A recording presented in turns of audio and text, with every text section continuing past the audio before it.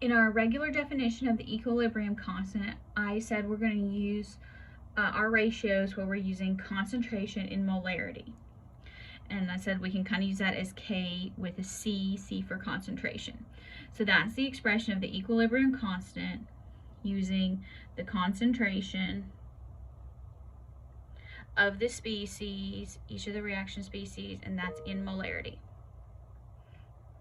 So we can also do an equilibrium constant for gases in terms of pressure. So each gas concentration is actually proportional to its partial pressure in the container.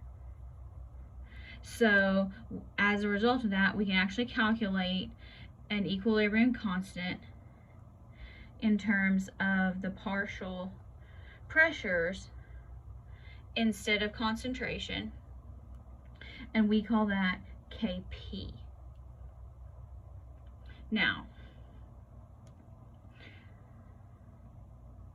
the only time this is a problem here, which it's not. So Kp, you calculate the same manner, products over reactants, only you're going to fill in the partial pressures, which should be given to you, instead of the concentration. So you're still going to plug and chug, write out your equilibrium expression, and then plug and chug. Now, so Kc for this reaction, products, SO2, O2 over reactants, SO3 squared. So remember, brackets mean concentration. So the technical way we would write Kp, this is how I write just about all of them, using brackets. It's out of habit, but specifically you would say, instead of using concentration, you would say partial pressure of SO2, partial pressure of oxygen over partial pressure SO3. So, and then you just plug in your pressures. So the partial pressure of the gas is usually going to be in atmospheres.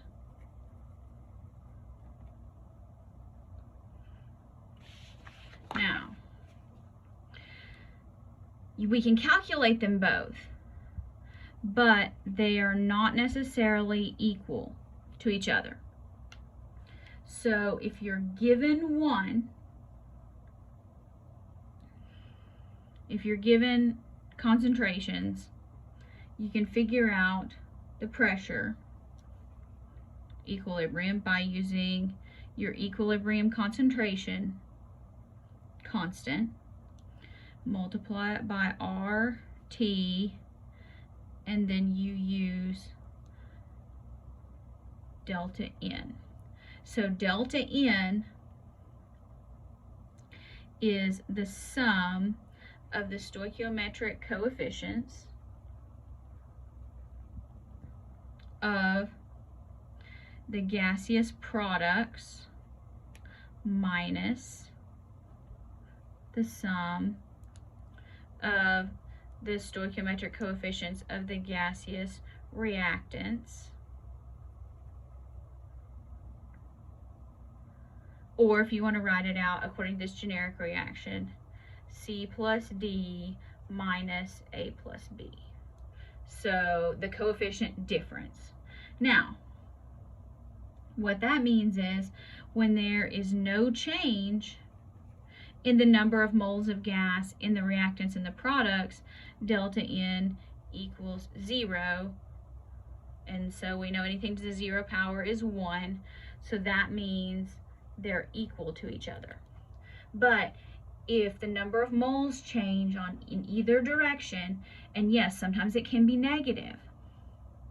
So just be careful of that. So remember, we're still doing products before reactants. Products before reactants. Always remember that, whether we're doing products over reactants, products first.